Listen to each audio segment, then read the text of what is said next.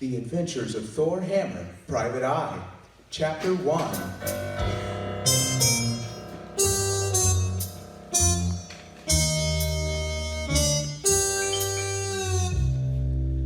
It was a dark and stormy night, and the spray of rain was wet on my face. I said the spray of rain was wet on my face. That's better. To be or not to be, that was my question. I'd received a phone call from an informant who promised to meet me at a loading dock at the Acme warehouse building. But which unit? I hadn't written it down, but I'd left it on the counter when I walked out of my apartment. So I was going from memory, which was no small thing, for I had many years of intense mental training. You see, I'm a private eye. I hated to be out so late at night, but this was a big case and I really needed a break. And in this business, you take it when you can get it. The phone call had torn me away from my favorite movie, but I didn't mind. Years of practice had taught me how to keep myself entertained, even on a boring stakeout. So there I stood, and I thought, what better time to practice my dance moves? I said, what better time to practice my dance moves? But then I thought, what if somebody had seen me doing that? I'd look kind of stupid. So I didn't dance. When the phone call had come, I was just about to put a frozen pizza in the oven, which didn't happen because the phone call came.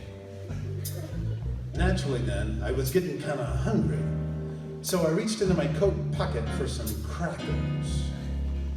No, not that pocket. Not that pocket either. No, not that one. Found the note. Ah, I remembered. I keep my crackers in my hat. Yes, there they were. So I unwrapped them. I took my time. Oh, did you not want me? Yes, I unwrapped the plastic. Imagine my speed.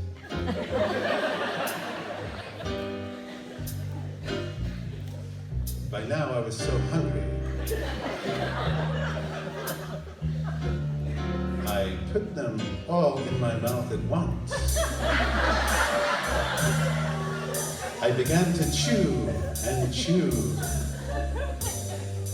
And then suddenly, I had the strangest urge to whistle. Louder. For some strange reason, I found myself terribly thirsty. So I reached to my left for a glass of water. I began to drink slowly at first, but then faster and faster, you know, to where the water starts spilling down the sides of your face. The water had really hit the spot, so I thanked the stagehand and handed the glass back to her. And then she handed me a towel to wipe my face, even though I normally just wipe my face on my sleeve. I was grateful for the towel.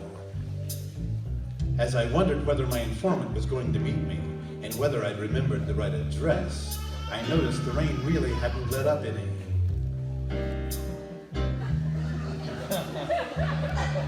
In fact, I had a sneaking suspicion that before it was all over, it might get even worse.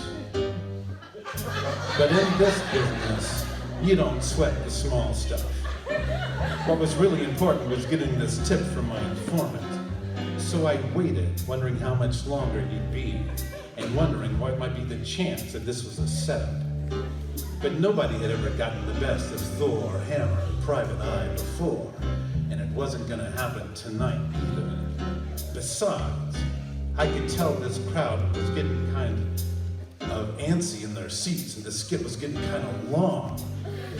They began to get really restless, and then they started to boo and to hiss. And then they started throwing things.